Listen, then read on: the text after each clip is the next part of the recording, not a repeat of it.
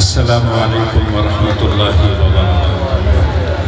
الحمد للہ نحمده ونستعینه ونستغفره ونؤمن به ونتوکل علیہ ونعوذ باللہ من شرور انفسنا ومن سیئات اعمالنا من يهده الله فلا مضل له ومن يضلله فلا هادي له ونشهد أن لا إله إلا الله وحده لا شريك له ونشهد أن سيدنا ونبينا ومولانا محمدا عبده ورسوله أرسله بالحق بشيرا ونذيرا وداعيا إلى الله بإذنه وسراجا منيرا أما بعد فأعوذ بالله من الشيطان الرجيم بسم الله الرحمن الرحيم فلا أقسم بما تبصرون وما لا تبصرون إنه لقول رسول كريم وما هو بقول شاعر قليلا ما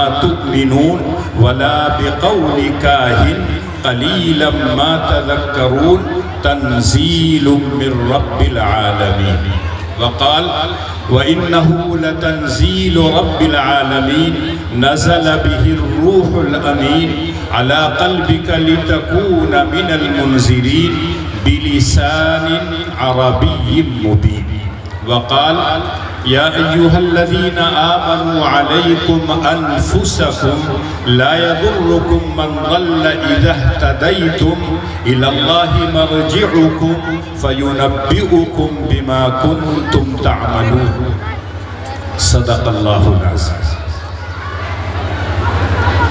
صدر جلسہ، اسٹیج پر جلوہ افروز علماء کرام، مہمانان عظام، عزیز طلبہ، پردہ نشین میری قابل احترام ماں اور بہن، میرے لیے یہ انتہائی خوشی اور مسرت کا مقام ہے کہ امداد العلوم کے جلسے دستار بندی اور اصلاح معاشرہ میں شرکت کا موقع مل رہا ہے۔ مزید میرے لیے یہ سعادت اور خوشبختی کی بات ہے کہ آپ سے کچھ کہنے کا موقع مل رہا ہے۔ ہم ہوں یا آپ ہوں، بہت بولتے ہیں، بہت سنتے ہیں، لیکن جب دونوں کو عملی ترازو میں تولا جاتا ہے تو کہنے والا بھی کم اترتا ہے اور سننے والے بھی کم اترتے ہیں۔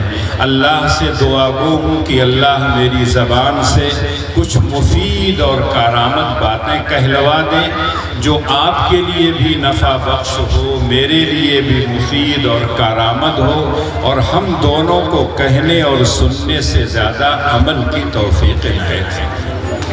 اپنی بات کہنے سے پہلے ذمہ داران مدرسہ سے ایک بات میں کہنا چاہتا ہوں، اس لیے کہ جب کوئی بات کرتا ہے ٹیلی فون سے تو کوئی صاحب رہتے ہیں، اسٹیج پر کسی اور کے ہاتھ میں مائک رہتا ہے، جو بات کرتا ہے وہ کچھ اور کرتا ہے اور اسٹیج پہ آنے کے بعد کچھ اور ہوتا ہے۔ میں ایک مدرسے میں پڑھاتا ہوں، آج کل امتحان چل رہا ہے، اپنی مجبوری میں نے ظاہر کیا تو کہا نہیں، مغرب کے بعد فوراً ایک قرات اور نعت کے بعد آپ کا بیان ہو جائے گا، آپ چل جائیں۔ لیکن یہاں آنے کے بعد اب ہو رہا ہے مغرب بعد، ٹائم دیکھ لیجئے آپ 8:30۔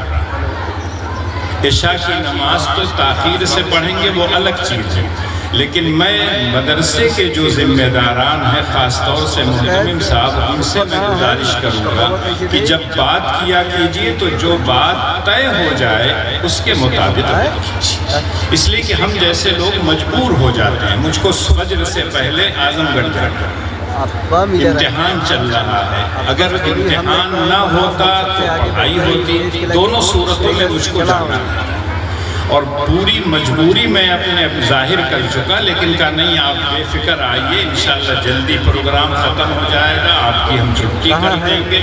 آنے کے بعد دیکھ ہی رہے ہیں، پھنسے ہوئے ہیں، کب چھٹی ملے گی معلوم نہیں، لیکن بہرحال آپ اس کا اطمینان رکھیے کہ بہت زیادہ دیر تک میں بات نہیں کروں گا۔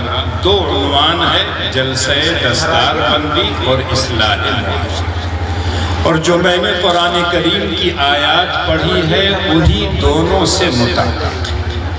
اس پوری کائنات کا انسان جو ہے وہ مخدوم ہے، پوری کائنات اس کی خادم۔ اللہ نے اس کائنات کے ذرے ذرے کو ہماری خدمت کے لیے پیدا کیا ہے۔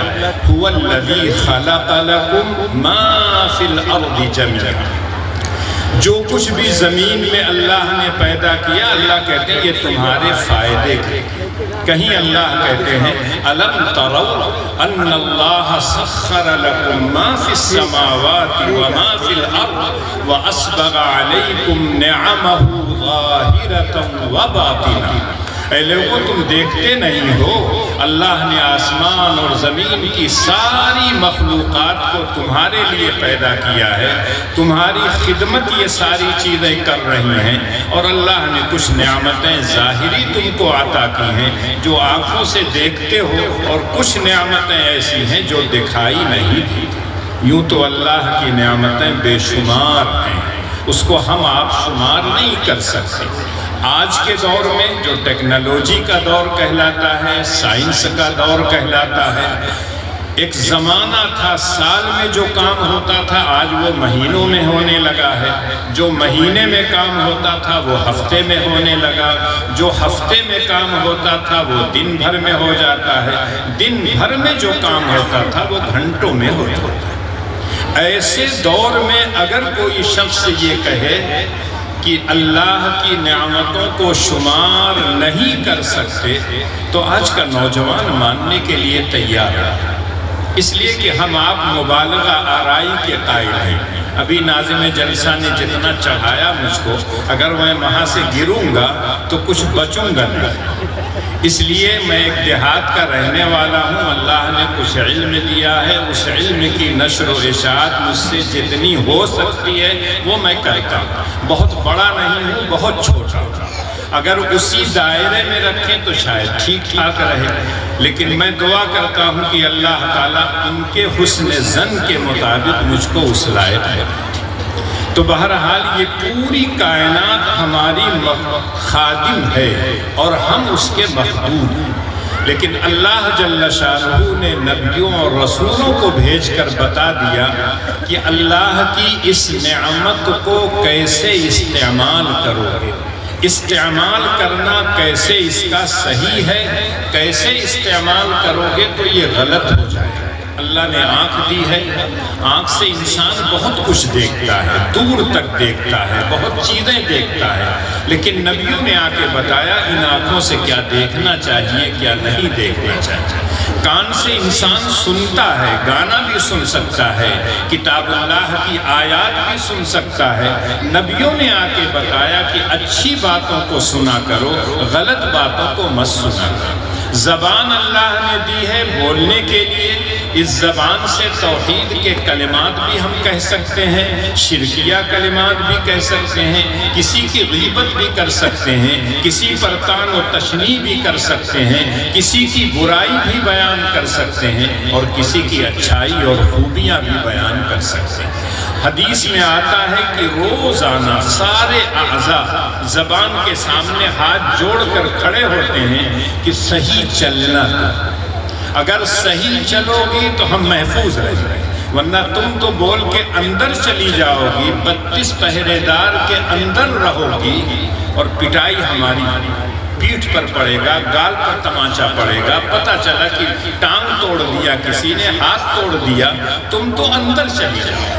اللہ کے رسول صلی اللہ علیہ وسلم سے ایک شخص آئے اور کہنے لگے کہ اے اللہ کے رسول، ہمارے محلے میں ایک عورت رہتی ہے جو بہت نوافل پڑھتی ہے، نفل روزہ بھی رکھتی ہے، اللہ کے راستے میں صدقات نافلہ بھی بہت کرتی ہے، بہت سے حج بھی اس نے کیا ہے، مال اللہ کے راستے میں خوب لٹاتی ہے، لیکن زبان اس کی جب چلتی ہے تو لوگوں کے دلوں کو چیرتے ہوئے اور کاٹتے ہوئے چلی جاتی ہے۔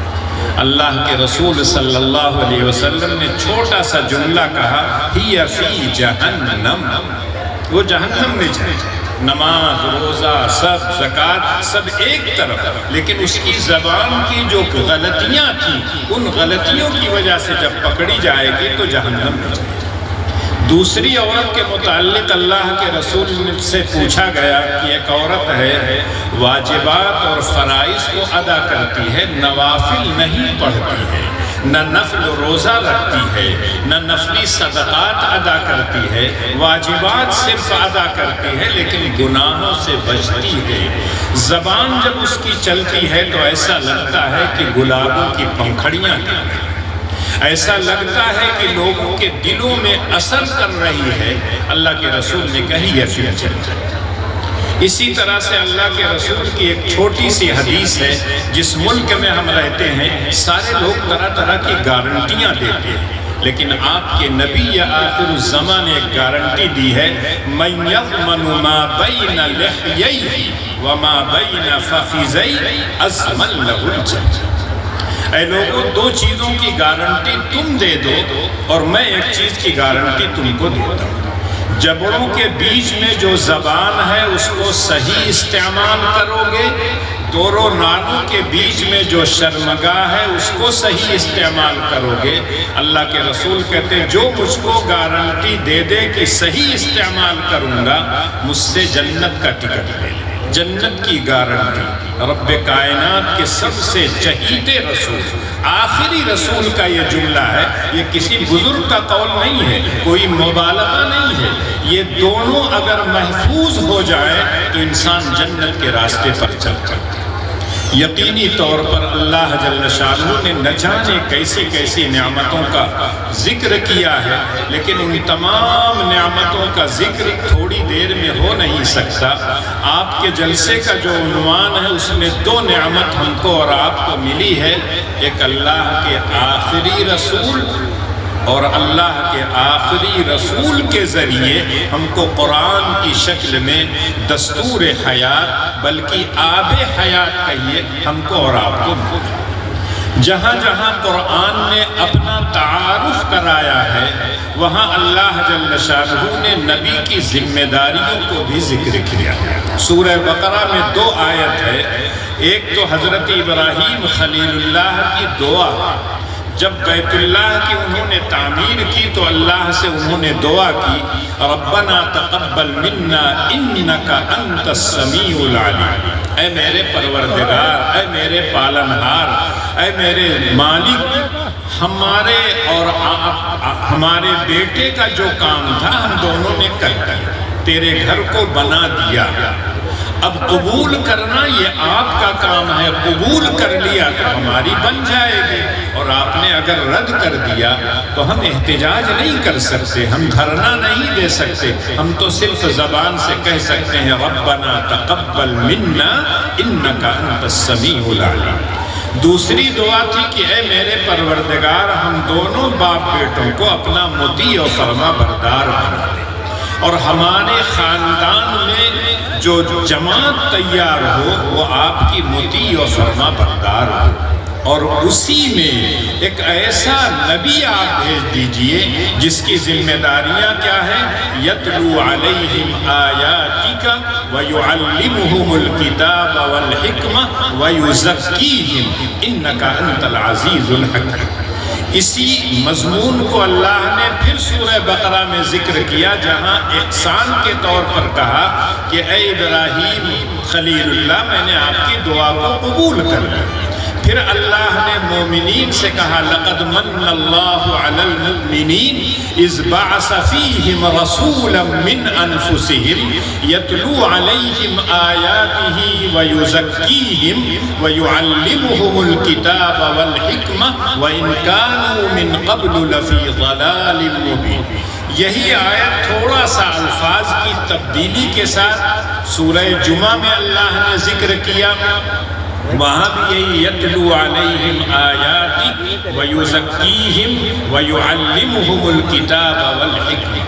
پتہ چلا کہ ان آیتوں میں اللہ جل شانہ نے نبی اکرم صلی اللہ علیہ وسلم کی بعثت کے مقاصد، تلاوت آیات، تعلیم کتاب و حکمت، تزکیہ نفس، دوسری آیت کو ملا لیے تو اللہ وہاں کہتے ہیں یا ایھا الرسول بلغ ما انزل الیک من ربک، آپ کی طرف جو قرآن اتارا گیا ہے آپ اپنے پاس مت رکھیے، اس کو آنے والی نسلوں تک پہنچائیے۔ نبی اکرم صلی اللہ علیہ وسلم پر اللہ نے جو کتاب اتاری ہے وہ کسی شاعر کا کلام نہیں ہے، کسی کاہن کا کلام نہیں ہے۔ اللہ کہتے ہیں وَمَا هُوَ بِقَوْلِ شَاعِرٍ، قسم کھا کے اللہ کہتے ہیں یہ شاعر کا کلام نہیں ہے، تم لوگ ایمان کم لے آتے ہو، یہ کسی کاہن کا کلام نہیں ہے، بلکہ ہے کیا؟ تنزیل من رب العالمین، یہ رب العالمین کی طرف سے اتارا ہوا کلام ہے۔ کیا اللہ جل شانہ نے کسی پہاڑ پر اتار دیا، آسمان اور زمین پر اتار دیا؟ نہیں، اللہ کہتے ہیں اس قرآن کو میں نے جبریل امین کے ذریعے رحمت للعالمین کے قلب اطہر پر اتارا۔ قرآن کریم کا نزول 2 مرتبہ ہوا ہے، ایک مرتبہ لوح محفوظ سے سماء دنیا پہ آیا ہے، پورا کا پورا قرآن۔ اِنَّا أَنزَلْنَاهُ فِي لَيْلَةِ الْقَدْرِ وَمَا أَدْرَاكَ مَا لَيْلَةُ الْقَدْرِ لَيْلَةُ الْقَدْرِ خَيْرٌ مِّنْ أَلْفِ شَهْرٍ تَنَزَّلُ الْمَلَائِكَةُ وَالرُّوحُ فِيهَا بِإِذْنِ رَبِّهِم مِّن كُلِّ أَمْرٍ سَلَامٌ هِيَ حَتَّى مَطْلَعِ الْفَجْرِ۔ سورہ بقرہ کی ایک اور آیت ہے شہر رمضان الذی انزل فیہ القرآن ھدی للناس۔ دونوں آیتوں کو ملا لیجئے تو پتہ یہ چلتا ہے رمضان کے آخری عشرے کی طاق رات میں شب قدر میں قرآن کا نزول یک بارگی ہوا ہے لوح محفوظ سے سماء دنیا، اور پھر سماء دنیا سے نبی اکرم صلی اللہ علیہ وسلم کے قلب اطہر پر تقریباً 23 سال میں اترا۔ وَقُرْآنًا فَرَقْنَاهُ لِتَقْرَأَهُ عَلَى النَّاسِ عَلَى مُكْثٍ وَنَزَّلْنَاهُ تَنزِيلًا۔ قرآن کو میں نے تھوڑا تھوڑا کر کے اتارا ہے تاکہ اے نبی آپ ٹھہر ٹھہر کر رک رک کر آرام سے سکون سے پڑھیے، اور اس کو جستا جستا تھوڑا تھوڑا کر کے ہم نے اتارا۔ انزال کے معنی یک بارگی اتارنا، تنزیل کا مطلب ہے تھوڑا تھوڑا اتارنا، اور یہ 23 سال میں پورا کا پورا قرآن اترا۔ رب العالمین کی طرف سے آیا ہے، جبریل امین لانے والے ہیں، رحمت للعالمین کے قلب اطہر پر اترا ہے۔ بیچ میں کہیں ایسا خلا نہیں ہے جس میں قرآن کے اندر رد و بدل ہوا ہو، حذف و اضافہ ہوا ہو، کسی چیز کو مٹا دیا گیا ہو، کسی چیز کو بڑھا دیا گیا ہو، اس کا امکان ہی نہیں ہے۔ رب العالمین کی طرف سے آیا، جبریل امین لے آئے ہیں۔ جبریل کون ہے؟ اِنَّهُ لَقَوْلُ رَسُولٍ كَرِيمٍ ذِي قُوَّةٍ عِنْدَ ذِي الْعَرْشِ مَكِينٍ مُطَاعٍ ثَمَّ أَمِينٍ۔ جانتے ہو یہ اللہ کی طرف سے ایک قاصد اور پیغمبر ہیں۔ اللہ اپنی احکامات کو جبریل امین کے ذریعے سے نبیوں کے پاس بھیجتے ہیں، اور وہ کیسے ہیں؟ طاقتور ہیں، مطاع ہیں، امین ہیں، بیچ میں کوئی چیز غلط نہیں کر سکتے، اس میں کسی طرح کی خیانت نہیں ہو سکتی ہے۔ پوری امانت داری کے ساتھ من وعن قرآن کو اللہ کے رسول کے پاس پہنچایا۔ اللہ نے جبریل کو پڑھایا، جبریل نے اللہ کے رسول کو پڑھایا، اللہ کے رسول نے صحابہ کو پڑھایا، صحابہ نے تابعین کو پڑھایا، تابعین تبع تابعین کو، اور یہ سلسلہ صبح قیامت اسی طرح سے چلتا رہا۔ انڈونیشیا میں پڑھا جائے، ملیشیا میں پڑھا جائے، کسی یورپی ملک میں پڑھا جائے، ہندوستان کے دیہاتوں میں پڑھا جائے، افریقہ کے کسی دیہات میں پڑھا جائے، قرآن پڑھنے کا انداز ایک، اس کے اصول ہیں، اس کے ضوابط ہیں، باقاعدہ ایک فن ہے، فن تجوید، اس کے اعتبار سے قرآن کو پڑھا جائے گا۔ ہر حرف کا مخرج کیا ہے، اس کی صفات کیا ہیں، اظہار کہاں ہوگا، ادغام کہاں ہوگا، اقلاب کہاں ہوگا، اخفا کہاں ہوگا، کتنا کھینچا جائے گا، کتنا الف اس کو کھینچیں گے، مد کتنا ہوگا، یہ تمام اصول اور ضوابط ہیں۔ اس لیے دنیا کے کسی بھی کونے میں قرآن پڑھا جائے گا، پڑھنے کا انداز ایک ہوگا، چاہے وہ امداد العلوم میں پڑھا جائے، مظہر العلوم میں پڑھا جائے، کسی مکتب میں پڑھا جائے، کسی مدرسے میں پڑھا جائے، کسی مسجد میں پڑھا جائے، سب کے پڑھنے کا انداز ایک۔ آج کل آپ سنتے ہوں گے نعت جب پڑھتے ہیں نعت خواں لوگ کھینچتے ہیں، پتہ ہی نہیں چلتا کتنا معنی۔ بعض لوگ قرآن کو بھی اسی طرح سے پڑھنا چاہتے ہیں، لیکن قرآن جب پڑھیں گے تو ٹوک دیا جائے گا، اس طرح سے آپ اس کو نہیں پڑھ سکتے، اس کے اصول اور ضوابط کے مطابق پڑھنا ہے۔ وَرَتِّلِ الْقُرْآنَ تَرْتِيلًا، اور اللہ کے رسول نے صحابہ کو پڑھ کر سنایا۔ تلاوت آیات اللہ کے رسول کے بعثت کا ایک اہم مقصد ہے۔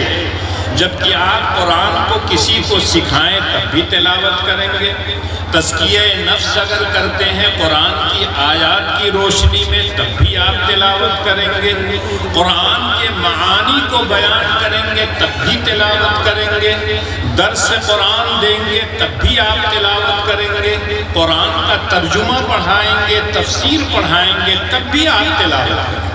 تو تلاوت تو سب جگہ ہے، لیکن اللہ نے یتلو علیہم آیاتی سب جگہ ذکر کیا کہ تلاوت نبی کی بعثت کا ایک اہم مقصد ہے۔ آج بہت سے لوگ کہتے ہیں قرآن کو بغیر سمجھے پڑھنا بیکار ہے، اور وہ کہتے ہیں طوطے کی طرح رٹنے سے کیا فائدہ، لیکن جس پر قرآن نازل ہوا ہے اس کی ایک حدیث ہے، غور سے سنیے گا، من قرأ حرفا من کتاب اللہ فلہ بہ حسنہ والحسنۃ بعشر امثالها، لا اقول الف لام میم حرف بل الف حرف ولام حرف ومیم حرف۔ تاجدار مدینہ سرکار دو عالم صلی اللہ علیہ وسلم فرماتے ہیں جس نے قرآن کا ایک حرف پڑھا اس کو نیکی ملتی، اور اللہ کا دستور ہے نیک کام کریے کم از کم 10 گنا ثواب دیتے، من جاء بالحسنہ فلہ عشر امثالہا۔ لیکن اگر اخلاص پایا جائے، للہیت پائی جائے، اللہ کی رضامندی پائی جائے، تو آپ یقین کیجئے کہ اللہ تعالیٰ 700 گنا اس سے زیادہ عطا کرتے ہیں۔ واللہ یضاعف لمن یشاء، اللہ جتنا چاہیں اس کو ثواب دے سکتے ہیں۔ تو قرآن کی تلاوت یہ ایک اعجاز ہے۔ عام کتاب کوئی پڑھیں گے اگر نہیں سمجھتے ہیں تو آپ اس کا مفہوم نہیں سمجھ پاتے ہیں، لیکن قرآن بغیر سمجھے پڑھیں گے تب بھی ثواب، سمجھ کر پڑھیں گے تو نور علی نور، سمجھنے کے بعد عمل اگر کرتے ہیں تو انوار علی انوار ہو جائے گا۔ جتنا آپ قرآن کے ساتھ اپنا رشتہ جوڑیں گے اتنا ہی اللہ تعالیٰ آپ کی عظمت میں 4 چاند لگائیں گے۔ ایک معمولی کپڑا ہوتا ہے جس میں قرآن کو لپیٹ کر لوگ رکھتے ہیں، جس کو غلاف کہا جاتا ہے، معمولی کپڑا ہو لیکن قرآن سے اس کا رشتہ ہو گیا، اس کی نسبت ہو گئی، تو بچے جو حفظ کرتے ہیں جب قرآن کھولتے ہیں تو عقیدت میں آ کے اس کپڑے کو چوم لیتے ہیں، آنکھوں سے لگاتے ہیں، اس لیے کہ اللہ کی کتاب سے یہ کپڑا جڑا ہوا تھا۔ اسی طرح سے معمولی کاغذ ہو، اگر قرآن کی آیت لکھ دی گئی تو اب اس کو بغیر وضو کے آپ ہاتھ نہیں لگا سکتے، لیکن عمدہ کاغذ ہو، کچھ اور لکھا ہو تو آپ دیکھتے ہوں گے اخبار وغیرہ زمین پہ پڑا رہتا ہے، پھینک دیتے ہیں لوگ، بہت سے لوگ بچے ساتھ میں لے کے جاتے ہیں، استنجا کر دیا، کچھ نہیں دیکھتے کہ کیا لکھا ہوا ہے، اسی اخبار سے صاف۔ لیکن قرآن کریم کے ساتھ یہ حرکت کوئی نہیں کرتا، ادنا اگر ایمان اس کے دل میں ہے، قرآن کی عظمت اس کے دل میں ہوتی ہے، اس لیے کہ رب العالمین کا یہ کلام ہے، کسی انسان کا کلام نہیں ہے، کسی شاعر کا نہیں ہے، کسی کاہن کا نہیں ہے، یہ رب العالمین کی طرف سے اتارا ہوا کلام ہے۔ اسی طرح سے جو دفتی قرآن میں لگی رہتی ہے، اگر قرآن میں نہ لگے تو جہاں چاہیں آپ پھینک دیتے ہیں، پیر سے رونقتے ہوئے آپ چلے جاتے ہیں، لیکن جب قرآن سے وہ جڑ جاتی ہے تو بغیر وضو کے اس دفتی کو بھی آپ ہاتھ نہیں لگاتے۔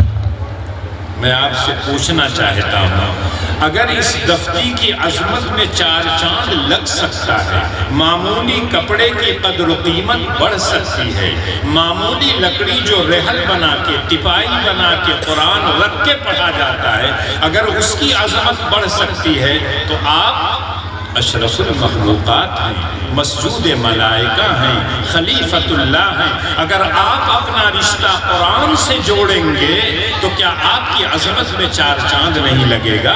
کیا آپ کی عزت نہیں بڑھے گی؟ اللہ کے رسول تو فرماتے ہیں ان اللہ یرفع بہذا الکتاب اقوام وَيَضَعُ بِهِ آخَرِينَ۔ یہ اللہ کی کتاب ہے، عظمت والی کتاب ہے، جو لوگ اس کی قدر کرتے ہیں اللہ ان قوموں کو بلندی عطا کرتے ہیں، عزت عطا کرتے ہیں، ہر طرح کی نعمتوں سے نوازتے ہیں۔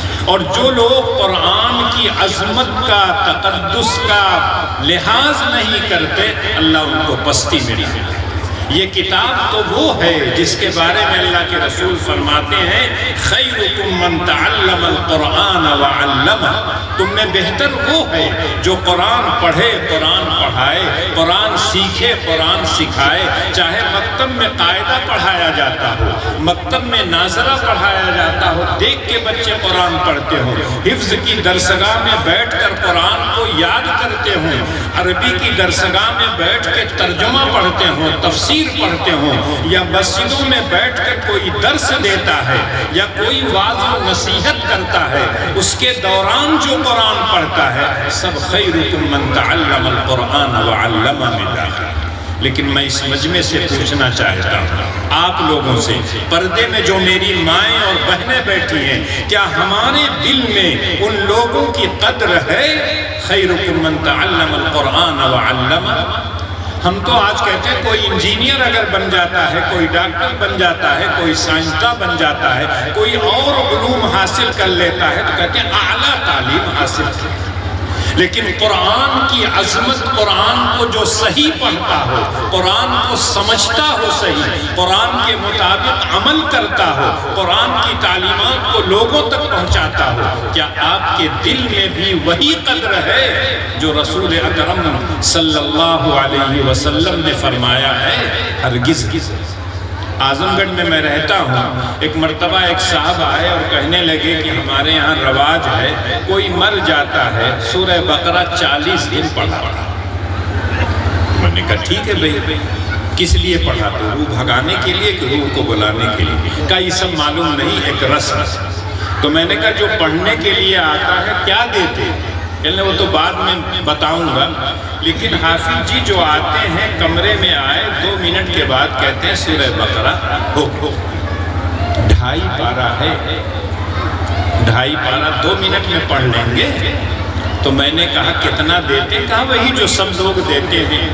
تو اس وقت میں 93 میں آیا تھا اعظم گڑھ اور غالباً 95 کا یہ واقعہ ہے۔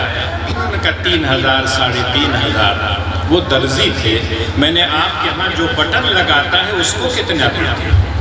آپ کے ہاں جو جھاڑو دیتا ہے، اس لیے کہ پینٹ شرٹ اور کوٹ ووٹ کے وہ درزی تھے، اچھا خاصا کماتے تھے۔ کہنے لگے کسی کو 5,000 دیتا ہوں، کسی کو 10,000 دیتا ہوں۔ میں نے کہا سورہ بقرہ کی عظمت کا تقاضا یہی ہے کہ حافظ جی کو 3,000 دیجیے، وہ تو بہت بڑا احساس کرتا ہے۔ اگر اپنے یہاں سے کہہ دیں کہ میں نے پڑھ لیا ہے لاؤ 2,500، تو میں سمجھتا ہوں ان کا احسان۔ اتنی دور آ کے کمرے میں جا کے تب کہتے ہیں۔ ہم نے قرآن کو اس لیے سمجھ لیا ہے کہ کوئی مر رہا ہو سورہ یاسین پڑھ دیجئے، جلدی سے جان نکل جائے گا۔ مکان بناتے ہو تو مکان میں برکت آ جائے گی۔ دکان کا افتتاح ہو تو مدرسے کے بچوں کو بلا کے قرآن پڑھا دیجئے، برکت آ جائے گی۔ کیا آپ کے پڑھنے سے برکت نہیں آئے گی؟ سورہ بقرہ اگر کوئی آدمی اپنے گھر میں خود پڑھتا ہو تو کیا شیطان نہیں بھاگے گا؟ سورہ واقعہ اگر کوئی آدمی رات میں پڑھتا ہے، اللہ کے رسول فرماتے ہیں کہ اس گھر میں فقر و فاقہ کی نوبت نہیں آئے گی۔ پہلے زمانے میں ہماری مائیں، ہماری دادیاں سورہ رحمان ہو، سورہ یاسین ہو، سورہ واقعہ ہو، اس طرح کی تمام سورتیں یاد ہوتی تھیں۔ فجر سے پہلے جاتا چلاتی تھی، آٹا پیستی تھی، گیہوں اور جو وغیرہ، اس وقت تلاوت کرتی رہتی تھی۔ کوٹتی تھی دھان تب بھی تلاوت کرتی تھی۔ بچے کو گود میں لیے رہتی تھی، تلاوت کیا کرتی تھی۔ جب بچہ پیٹ کے اندر ہوتا تھا، مدت حمل کے اندر بھی تلاوت کرتی تھی۔ یقینی طور پر ان ماؤں کی اولاد اچھی تھی۔ آج تو دودھ پلانے کے لیے تیار نہیں، روتا ہے بچہ تو شیشی میں منگاتی ہیں، بجائے بچے کے منہ کے کسی بلی کے منہ میں ڈال دیتی ہیں اور بلی دودھ پی لیتی ہے اور یہ اپنا موبائل دیکھتی ہے۔ ایسی ماؤں کے پیٹ میں، گود میں جو بچہ یا بچی جنم لے گی، اس کے متعلق آپ کا کیا تصور ہے؟ کیا وہ اچھا ہوگا؟ یقینی طور پر۔ لیکن آج اس بات کو کوئی ماننے کے لیے تیار نہیں ہے۔ آج ہمارے گھروں میں ساری چیزیں آرام کی آ چکی ہیں جو اس زمانے میں عیش و عشرت کی سمجھی جاتی تھی۔ کوئی کپڑا ہاتھ سے نہیں دھوتا ہے، سارے لوگ مشین میں ڈالے، ہلا دیے، ہو گیا تھا۔ کوکر میں ڈالا، دبا دیا، سیٹی مارا، کھانا تیار ہو گیا۔ ایسے کان ایٹھا، چولہا جل گیا۔ اس زمانے میں کیا ہے، لکڑی جلانے میں عورتوں کے آنسو نکل جاتے تھے۔ برسات کے دنوں میں دیہات کے زمانے میں جہاں ہوتا تھا، آگ جلانا بڑا مشکل ہوتا تھا، اور اسی بہانے بہت سے تعلقات ایسے رہتے تھے جو آج سوچ نہیں سکتا ہے۔ آیا کسی کے گھر میں آگ جلتی تھی، پہلے پتہ چلا یہ لوگ فجر کے وقت اٹھ جاتے ہیں، چولہا جلتا ہے، چائے بنتی ہے، ایک تو گوئٹھا ان کے گھر بھیج دیتے تھے، اپنے چولہا میں ڈال دا، جب پکڑ نہیں تو ہم لیتے۔ اس بہانے اس گھر سے تعلق ہوتا۔ آج اگر کسی کے گھر آپ جائیں، ماچس کی تیلی دے دیجئے، ماچس دے دیجئے، تو وہ کہے گا بس ماچس مانگنے لگے، خرید نہیں سکتے ہو۔ لیکن وہ صرف آگ جلانا مقصد نہیں ہوتا تھا، اس سے تعلق اور لگاؤ ہوتا تھا پڑوس میں ایک دوسرے سے۔ لیکن آج وہ ساری خوبیاں ختم ہو گئی۔ تو اللہ کے رسول پر جو قرآن اترا تھا وہ ھدی للناس ہے، ساری کائنات کے لوگوں کے ہدایت کے لیے اللہ نے اتارا ہے۔ اللہ کا پیغام ہے پوری انسانیت کے نام۔ لیکن اس قرآن سے فائدہ کون لوگ اٹھائیں گے؟ قرآن کہیں کہتا ہے ھدی للمتقین، کہیں کہتا ہے ھدی للمحسنین۔ جو لوگ اس کو پڑھیں گے، جو لوگ اس پر عمل کریں گے، جو لوگ سمجھیں گے، جن کے دلوں میں اللہ کا تقویٰ اور خوف ہوگا، وہی لوگ اس سے فائدہ اٹھائیں گے۔ اور یقینی طور پر فائدہ اسی طرح کے لوگ اٹھا رہے ہیں جو لوگ قرآن کو پڑھتے ہیں، سمجھنے کی کوشش کرتے ہیں، اور جتنا سمجھتے ہیں اس پر عمل کرتے ہیں۔ خود قرآن کریم کہتا ہے فَبَشِّرْ عِبَادِ الَّذِينَ يَسْتَمِعُونَ الْقَوْلَ فَيَتَّبِعُونَ أَحْسَنَهُ۔ اے نبی، آپ میرے ان بندوں کو بشارت اور خوشخبری سنا دیجئے جو قرآن کی آیتوں کو سنتے ہیں، اس پر عمل کرتے ہیں، یہی لوگ ہدایت یافتہ ہیں، یہی لوگ عقل مند ہیں۔ آج کے دور میں تو عقل مند اس کو کہتے ہیں جو سب سے بڑا فراڈی ہو، سب سے بڑا جھوٹا ہو، سب سے بڑا خائن ہو، سب سے بڑا دھوکے باز ہو، لوگ اس کو عقل مند سمجھتے ہیں۔ لیکن جانتے ہیں عقل مند کون ہے اللہ کی نگاہ میں؟ الذین یذکرون اللہ قیاما وقعودا وعلی جنوبہم ویتفکرون فی خلق السماوات والارض ربنا ما خلقت ھذا باطلا سبحانک فقنا عذاب النار۔ جو لوگ اللہ کا ذکر ہر وقت کرتے ہیں، کھڑے ہوں، بیٹھے ہوں، لیٹے ہوں، چلتے پھرتے اللہ کا ذکر کرتے رہتے ہیں، وہ لوگ عقل مند ہیں۔ اللہ کی مخلوقات میں جو غور و فکر کرتے ہیں، اگر کائنات کا ایک ذرہ بھی بیکار نہیں ہے تو ہم تو اشرف المخلوقات ہیں، ہم بیکار نہیں پیدا کیے گئے۔ افحسبتم انما خلقناکم عبثا وانکم الینا لا ترجعون۔ کیا تم لوگوں نے یہ سمجھ لیا کہ اللہ نے بیکار پیدا کیا ہے؟ نہیں، اللہ کے پاس جانا ہے، ایک ایک چیز کا حساب دینا ہے۔ لَتُسْأَلُنَّ يَوْمَئِذٍ عَنِ النَّعِيمِ۔ قرآن اللہ کی بہت بڑی نعمت ہے۔ میں اگر کہوں تو مبالغہ سمجھیں گے، لیکن رب کائنات خود رحمت للعالمین سے کہتے ہیں ہم نے آپ کو 7 آیتوں والی ایک سورت عطا کی ہے، سورہ فاتحہ، جو بار بار آپ پڑھتے ہیں نماز کے اندر، نماز کے باہر، اور پورا قرآن میں نے دیا ہے۔ اس قرآن کے ہوتے ہوئے دنیاوی کسی نعمت کی طرف آپ نگاہ اٹھا کے دیکھیں۔ رب العالمین کہہ رہے ہیں، رحمت للعالمین سے کہہ رہے ہیں، اگر بچے حفظ جو ختم کیے ہیں بیٹھے ہوئے ہیں، میں ان سے کہنا چاہتا ہوں کہ آپ کو جو دولت ملی ہے آپ احساس کمتری میں مت کریں۔ آپ کو اتنی عظیم نعمت ملی ہے، اس نعمت کے ہوتے ہوئے کسی سیٹھ کے جیب پر آپ کی نظر نہیں جانی چاہیے، کسی سیٹھ کے محل اور کوٹھی پہ نظر نہیں جانی چاہیے، کسی مالدار کی گاڑی پر نظر نہیں جانا چاہیے، کسی لیڈر کے شان و شوکت کے ساتھ نکلنے پر آپ کی نگاہ نہیں جانی چاہیے۔ آپ کے پاس جو دولت ہے وہ ان لوگوں کے پاس نہیں ہے جو قرآن کے حافظ نہیں ہیں، قرآن پڑھنا نہیں جانتے ہیں۔ بچپن میں جب میں حافظ ہوا تھا، اس وقت نابالغ تھا، تو بہت سے لوگ کہتے تھے بیٹا مجھ کو یاد رکھنا۔ اس وقت تو سمجھ میں نہیں آیا کہ یاد رکھنے کا کیا مطلب ہے، لیکن جب عالم بنا تب پتا چلا کہ ابن ماجہ کی ایک روایت ہے کہ جو بچہ حافظ ہوگا وہ اپنے خاندان کے 10 آدمیوں کی سفارش کرے گا جو جہنمی ہیں۔ اس کا مطلب وہ کہہ رہے کہ اس وقت یاد رکھنا، کس روز؟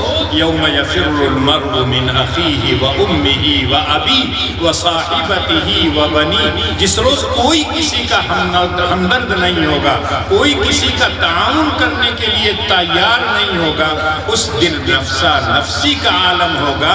اللہ جل شانہ کہتے ہیں یہ حافظ اپنے خاندان کے 10 لوگوں کو یاد کریں گے، ان کی سفارش کریں گے، اور اسی لیے اللہ کے رسول کہا کرتے تھے اقرأوا القرآن فإنه يأتي يوم القیامة شفیعا لأصحابہ۔ اے لوگوں قرآن پڑھا کرو، اس لیے کہ قرآن تمہارا سفارش کرے گا۔ کل قیامت میں اللہ سے کہے گا اے میرے مولا، یہ بندہ تیری کتاب کو رات کی تنہائیوں میں اٹھاتا تھا، تہجد کی نماز میں کھڑے ہو کر گھنٹوں پڑھتا تھا، سارے لوگ سوتے تھے لیکن یہ تیری کتاب کی تلاوت کرتا تھا، بیٹھ کر کھڑے ہو کر ہر طرح سے کرتا تھا۔ اے اللہ میں اس کے لیے سفارش کرتا ہوں کہ تو اس کو جنت عطا کر۔ اور جب قرآن کو آپ نہیں پڑھیں گے تو یہی قرآن سفارش نہیں آپ کے خلاف کر رہا ہے۔ القرآن حجت لک او علیک۔ آج جب کوئی آدمی اپنی بیٹی کی شادی کرتا ہے تو ایک جانماز بھی اس کو تحفے میں دیتا ہے، قرآن کا ایک نسخہ بھی دیتا ہے۔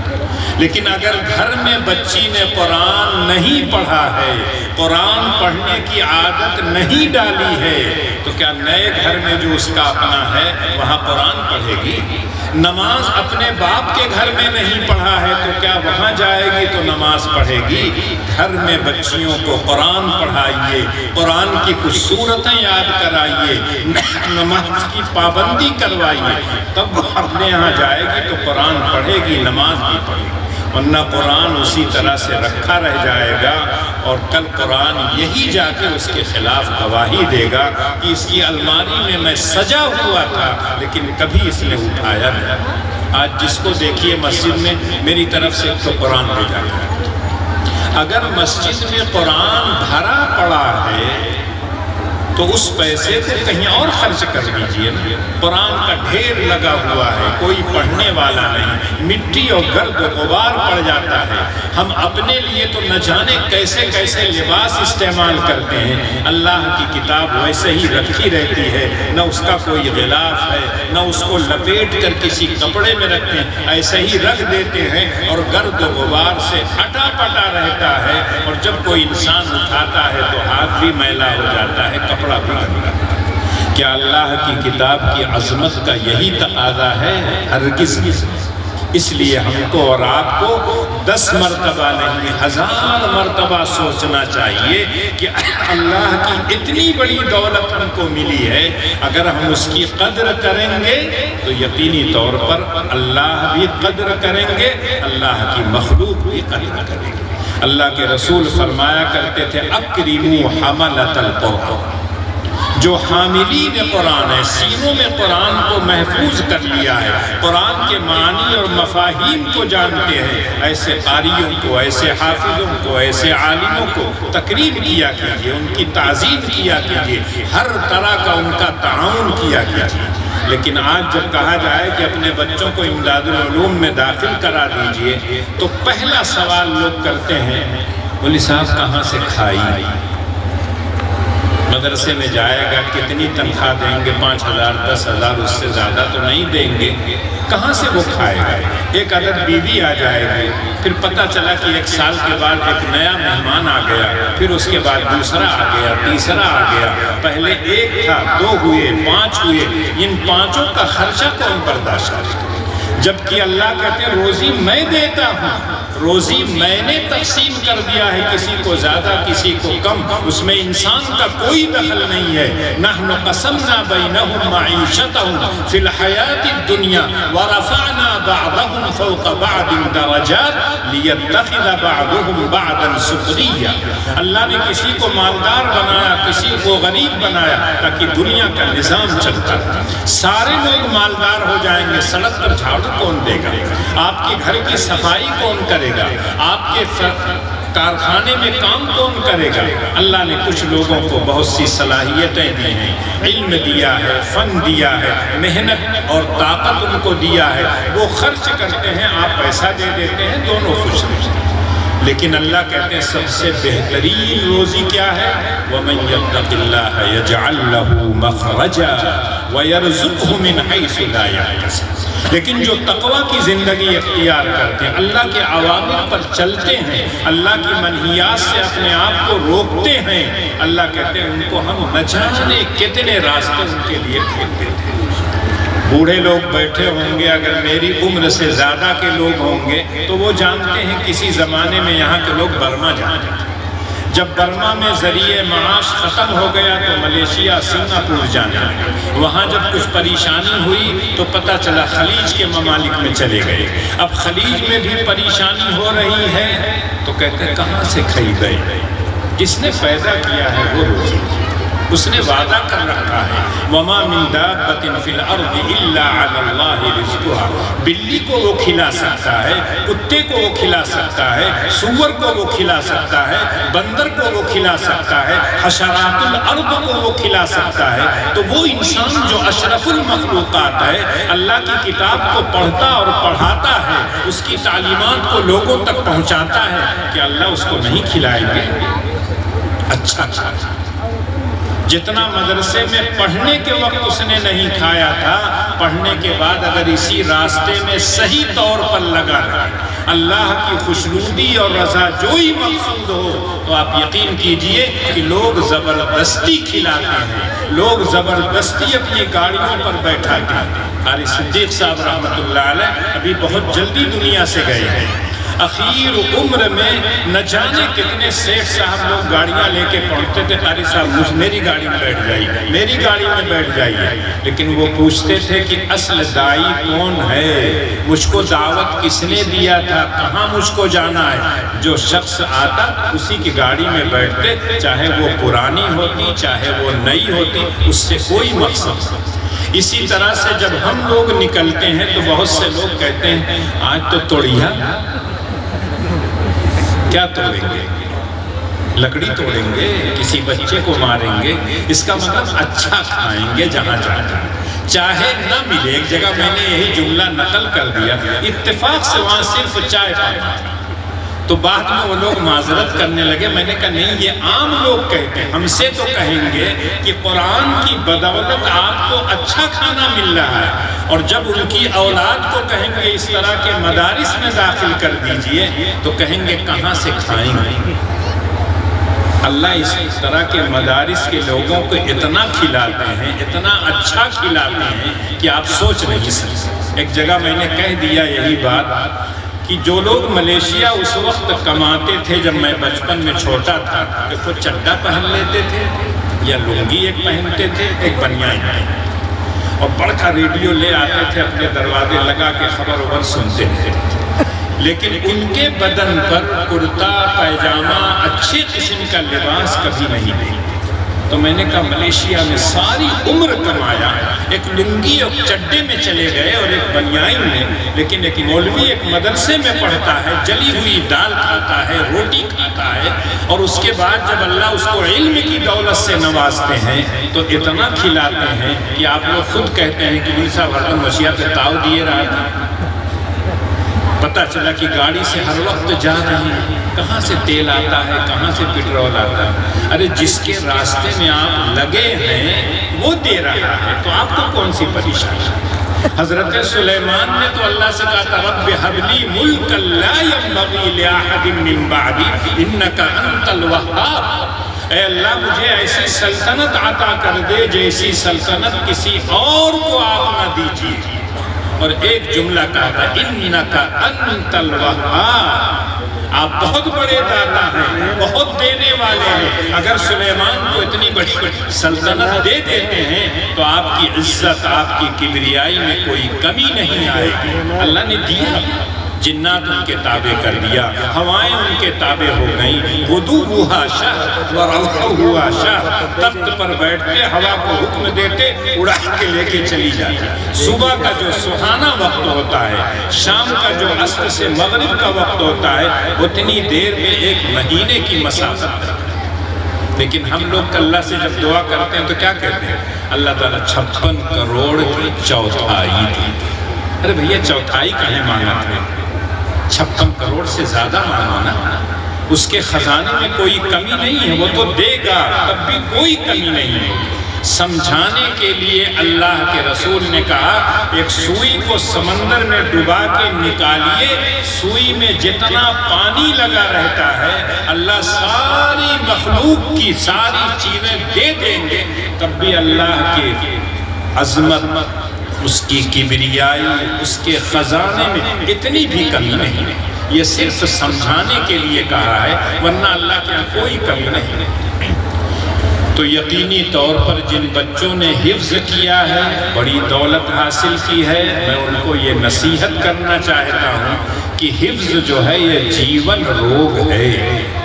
جب تک آپ پڑھتے رہیں گے آپ کے سینے میں محفوظ رہے گا، جب آپ لاپرواہی کریں گے، غفلت برتیں گے، تلاوت نہیں کریں گے تو قرآن اسی طرح سے آسانی کے ساتھ سینے سے نکل جائے گا جیسے آپ کے سینے میں محفوظ ہو۔ اللہ کے رسول نے کہا اونٹ دیکھا ہے، رسی سے باندھ دیجئے کھوٹے پڑ جائے، رسی کھول دیجئے معلوم نہیں کہاں جائے۔ یہی حال قرآن کا ہے، جب تک تلاوت کرتے رہو گے محفوظ رہے گا، تلاوت چھوڑ دو گے چلا جائے گا۔ بہت سے لوگ جو حافظ تھے وہ اپنا تجربہ بتاتے ہیں، 1 سال تراویح چھوڑ دیا حافظ، دوسرے سال تراویح پڑھانا چھوڑ دیا صاف۔ قرآن جو آپ نے حفظ کیا تھا 2 سال میں، 2.5 سال میں، کم میں، زیادہ میں، جب نہیں سنائیں گے تو اسی طرح سے قرآن آپ کے سینے سے نکل جائے گا۔ اس لیے اس دولت کی قدر کیجیے۔ جہاں تک اصلاح معاشرہ کی بات ہے، بڑے اختصار کے ساتھ میں آپ سے کہنا چاہتا ہوں، جتنے جلسے ہوتے ہیں یہ صرف اس لیے ہوتے ہیں کہ سماج میں سدھار آ جائے، سماج کی اصلاح ہو جائے۔ جتنے مدرسے اسکول چلتے ہیں سب کا مقصد یہ ہے کہ جس سوسائٹی میں ہم رہتے ہیں وہاں امن اور چین سے لوگ ہوں۔ جماعتیں، جمعیتیں باقاعدہ اصلاح معاشرہ کا ہفتہ مناتے ہیں، 15 روزہ مہینہ وار کرتے ہیں۔ جماعت تبلیغ کے لوگ گلی گلی کوچے کوچے جاتے ہیں، کس لیے؟ تاکہ معاشرے میں سدھار آ جائے۔ لیکن میں آپ سے پوچھنا چاہتا ہوں، سدھار ہے کہیں؟ جتنا یہ سب زیادہ ہوتا ہے اتنا ہی بگاڑ آ رہا ہے۔ اس لیے کہ اصل پریشانی یہ ہے، برا مت مانیے گا، ہر آدمی دوسرے کی اصلاح چاہتا ہے۔ پردہ نشین جو مائیں اور بہنیں بیٹھی ہیں، شوہر یہ کہیں گے بیگم اگر صحیح ہو جائیں، وزارت داخلہ اگر صحیح ہو جائے، پورا نظام گھر کا صحیح۔ عورتوں سے پوچھئے تو کہیں گے شوہر نامدار اگر سدھر جائیں تو پورا گھر سدھر۔ اولاد کہتی ہے کہ ابا اگر سدھر جائیں، اماں سدھر جائیں تو پورے گھر کا نظام سدھر جائے۔ ماں باپ کہیں گے اولاد اگر سدھر جائے تو پورا معاشرہ سدھر جائے۔ اسٹیج پر اگر نوزماں بیٹھے ہوئے ہوں تو برا مت مانیں گے۔ ناظم صاحب کہیں گے اسٹاف اگر صحیح ہو تو مدرسے کا اسکول کا نظام صحیح ہو جاتا ہے۔ اساتذہ سے پوچھئے تو وہ کہتے ہیں ناظم اگر صحیح ہو جائے تو پورے مدرسے کا نظام صحیح ہو جائے۔ برا مت مانیے گا، یہ حقیقت ہے جو سب کے ذہن میں رہتا ہے، اس لیے کہ سب کی ذمہ داریاں الگ الگ ہیں، سب کے حقوق الگ ہیں، سب کے واجبات الگ ہیں۔ ایک استاد کا کام یہ ہے کہ امانت داری کے ساتھ جو بچے حوالے کیے جائیں ان کو علم کی دولت سے نوازنے کی کوشش کریں۔ ایک ناظم کا کام ہے کہ پڑھنے پڑھانے کے لیے جو ماحول چاہیے اس ماحول کو وہاں پیدا کریں۔ جڑکے جو آتے ہیں ان کے ذہن میں یہ رہے کہ ہم آپ علم سیکھنے آئے ہیں، اس لیے علم سیکھنے میں پورا وقت لگا ہے۔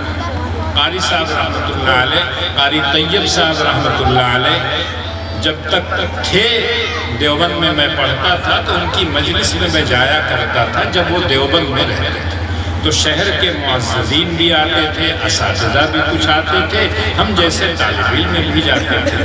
تو ایک مرتبہ ایک صاحب آئے شہر کے اور کہنے لگے حضرت پہلے مدرسے میں مکتب سے ایک مولوی فارغ ہوتا تھا، 2 فارغ ہوتے تھے، جس علاقے میں جاتے تھے پورا علاقہ سدھار کے رکھتے، بدعات کا نام نہیں، شرکیات تمام چیزیں ختم ہو جاتی تھی، وہاں کے لوگ اچھے بن گئے۔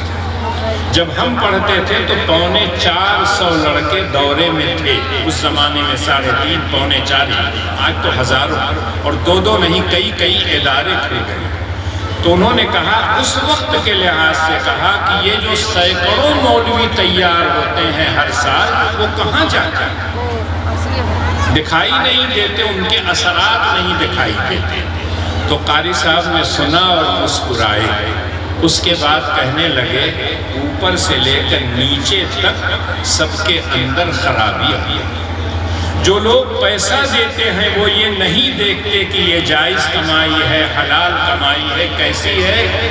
جو اصولنے جاتے ہیں جہاں زیادہ ملتا ہے وہیں جائیں گے۔ جو رکشہ چلانے والا ہے، کسان ہے، تھوڑا سا دیتا ہے اس کے پاس نہیں جائیں گے۔ ایک سیٹھ صاحب کی تلاش میں لگے رہیں گے چاہے گھنٹوں تلاش کریں، نہیں ملے لیکن اسی سیٹھ صاحب کو تلاش کریں گے، اس لیے کہ 5000 ہوتے ہیں۔ لیکن اگر گاؤں میں گھوما ہوتا تو شاید 5000 آسانی سے وصول ہو۔ اور جو پڑھنے کے لیے آتے ہیں وہ یہ سمجھتے ہیں کہ ابا نے بھیج دیا مجھ کو رہنا، جاؤں گا گھر تو ماریں گے اس لیے یہی رہنا۔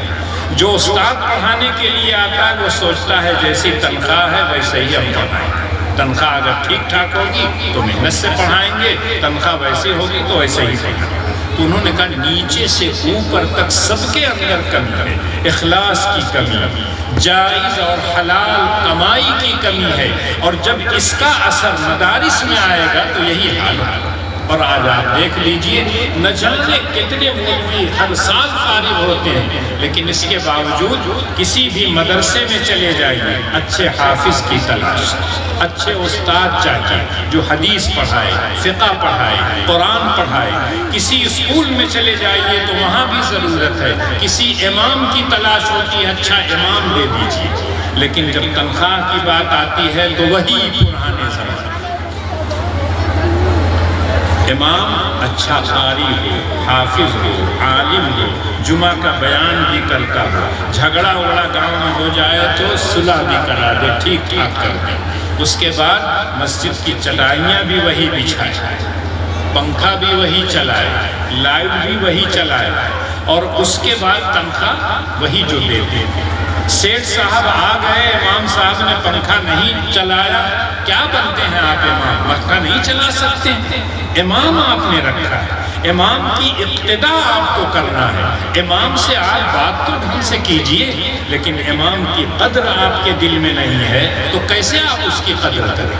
اس لیے ضرورت اس بات کی ہے کہ ہر آدمی پہلے اپنی اصلاح، قرآن کریم کو آپ پڑھیے تو دو باتوں پر اللہ سب سے زیادہ زور دیتے ہیں، خود اپنی اصلاح کیجئے، اس کے بعد دوسروں کی اصلاح کی کوشش کیجئے۔ جو آیت میں نے پڑھی ہے شروع میں، یا ایھا الذین آمنوا علیکم انفسکم، بعض لوگوں نے اس آیت سے سمجھا کہ اپنی اصلاح کر لو، دوسرے لوگ بھاگ جائیں۔ ہم کو اپنا سدھر جانا چاہیے، بقیہ لوگ کیا کر رہے ہیں ہم سے کوئی مطلب نہیں، جبکہ اس آیت کا مفہوم انہوں نے صحیح نہیں سمجھا۔ اللہ کہتے ہیں اپنی اصلاح پہلے کرو، لا یضرکم من ضل اذا اہتدیتم، جب تم صحیح راستے پر چلو گے، اگر کوئی تمہاری بات نہ مانے نہ سدھرے تو تم کو کوئی نقصان نہیں ہوگا۔ تمہارا کام تھا اللہ کے احکامات کو پہنچانا، پہنچا دیا، نہیں مان رہے ہیں، اللہ ان کو دیکھیں گے، تمہارے ذمے نہیں ہے۔ اور یہی بات اللہ نے اپنے رسول سے کہا، وَمَا عَلَيْكَ إِلَّا الْبَلَاغُ۔ قرآن میں آپ پڑھیے، صرف اشارہ میں کر رہا ہوں، یا ایھا الذین آمنوا قوا انفسکم وأہلیکم نارا، اے ایمان والو اپنے آپ کو، اپنے گھر والوں کو، اپنے متعلقین کو اس آگ سے بچاؤ جو جہنم کی آگ ہے، انسان اور پتھر جس کے ایندھن ہے، اس آگ سے اپنے آپ کو بچاؤ۔ دنیا کی آگ نہیں ہے، کئی سو گنا وہ آگ تیز ہے۔ اس کے بعد اللہ کے رسول صلی اللہ علیہ وسلم کو حکم ملتا ہے، وَأَنذِرْ عَشِيرَتَكَ الْأَقْرَبِينَ، اے نبی اب آپ اپنے گھر سے نکل کر اپنے خاندان والوں کو اللہ کے عذاب سے ڈرائیں۔ اور جب اللہ کے رسول نے کوہ صفا پر بلا کر سب کو ڈرایا، لا اغنی عنک من اللہ شیئا، میں تمہارے کچھ کام نہیں آ سکتا جب تم رب کریم پر ایمان نہیں لاؤ گے۔ حضرت فاطمہ کو مخاطب کر کے کہا، اے محمد کی بیٹی فاطمہ، میں تمہارے کام نہیں آ سکتا ہوں، اگر تم اللہ پر ایمان نہیں لاؤ گی تو تم بچ نہیں سکتے۔ پھوپھی کا نام لے کے، چچا کا نام لے کے، سب کا نام لے کے کہا، لا اغنی عنک من اللہ شیئا۔ اس کے بعد اللہ کہتے ہیں اب خاندان تک محدود مت رہو، لتنذر ام القری ومن حولھا، اب آپ مکے میں نکلیے، مکے والوں کو آپ ڈرائیے، طائف میں جائیے، وہاں اللہ کے عذاب سے لوگوں کو ڈرائیے۔ اور اللہ کے رسول نے باقاعدہ طائف کا سفر کیا، طائف کے واقعے کو پڑھیے تو بدن کے رونگٹے کھڑے ہو جاتے ہیں۔ جو ذات رحمت للعالمین بنا کر بھیجی گئی تھی، اس ذات کو ان لوگوں نے مارا، پیٹا، لہو لہان کیا۔ فرشتے نے آ کے کہا اگر آپ اجازت دے دیں تو میں دونوں پہاڑوں کے بیچ میں ان کو پیس کر رکھا۔ اللہ کے رسول نے ہاتھ اٹھایا اور کہا کہ اے اللہ یہ مجھ کو جانتے نہیں، ان کو تو ہدایت ہے، اگر یہ مجھ کو پہچان لیتے تو میرے ساتھ یہ برتاؤ نہ کرتے۔ اور پھر طائف کے لوگوں میں اللہ نے بہت سے لوگوں کو ایمان کی دولت سے دیا، اور اخیر میں اللہ نے کہا وما ارسلناک الا کافۃ للناس بشیرا ونذیرا۔ آپ کا کام بھی یہی ہے، اپنی اصلاح کیجئے، اپنے گھر والوں کی اصلاح کیجئے، محلے والوں کی اصلاح کیجئے، گاؤں والوں کی اصلاح کیجئے، اور دائرہ بڑھاتے رہیے۔ یہ دائرہ بین الاقوامی اسٹیج اگر آپ کو مل جائے، اسلام کی خوبیاں ان کے سامنے ذکر کیجئے اور اسلام کی نشر و اشاعت میں حصہ لیجئے۔ لیکن آج افسوس سے کہنا پڑتا ہے دوسروں کو سدھارنے کی سب لوگ کوشش کرتے ہیں، اپنے کو سدھارنے کی کوئی کوشش نہیں کرتا۔ اصلاح جب ہوگی جب اپنی ذات سے اصلاح کا کام شروع کرے۔ اللہ مجھ کو بھی اور آپ کو بھی کہنے اور سننے سے زیادہ عمل کی توفیق عنایت فرمائے۔ وآخر دعوانا الحمدللہ۔